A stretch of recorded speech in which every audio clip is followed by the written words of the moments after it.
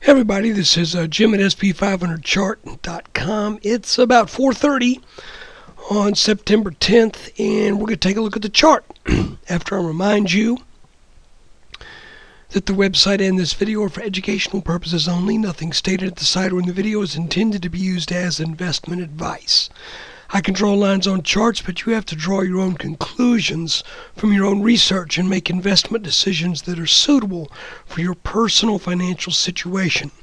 I am not a licensed financial professional, just a guy who draws lines on charts. So let's take a look. Since I have no new subscribers over the past couple of days, I will assume everybody has been keeping up with the videos. That being the case, we pointed out yesterday the potential of a of a head and shoulders pattern right here with the left shoulder head and right shoulder, and we actually closed underneath the neckline yesterday, but today we got back over the neckline. Now the question then becomes, are we dealing so much with a head and shoulders pattern, or are we just in a little descending channel that happens to line up this way? Frankly, it still could be both. In other words, we could stay in this channel and still come down to 1970 and hit this target down here from this little, what appears to be head and shoulders top.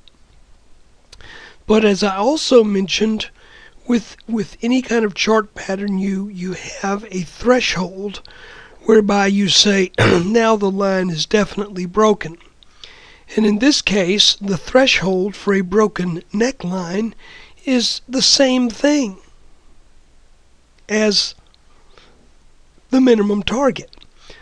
So that puts us in the bad position with regards to this little top pattern, that as soon as we meet the minimum target, then we can say, yep, the downside is confirmed.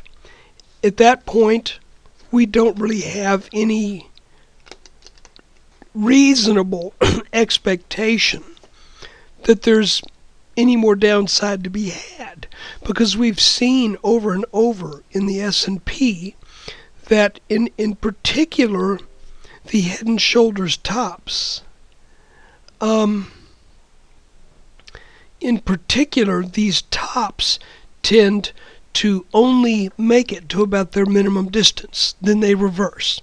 So the moral of the story is this: going forward into the rest of this week, I am more interested in this channel.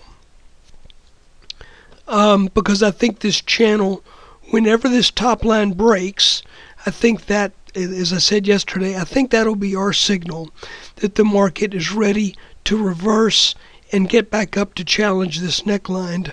At that point in time, we would be looking at something probably over 2000, over 2010. So guys, it's pretty simple. We bounced on this lower line late yesterday, again today.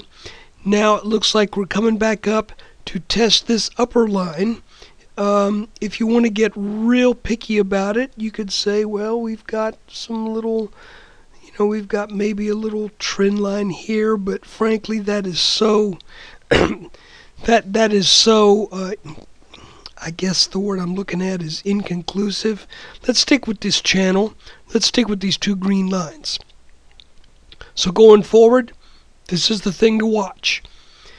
If this upper line breaks, when it breaks, I think we head back up for over 2000 to test our neckline again.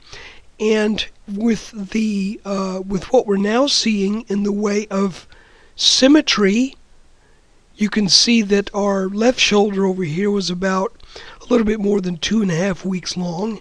And if we start our right shoulder right here, we are not quite 2.5 weeks along in the right shoulder. So all of this is still lining up to let me rephrase that.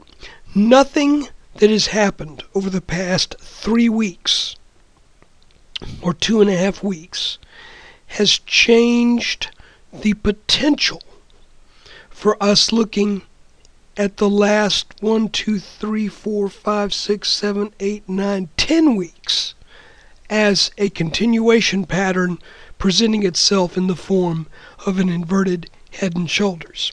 So guys, there's your video for September 10th, 2014. Thanks for taking time out of your day to watch this. Take care, and thank you so much for your support.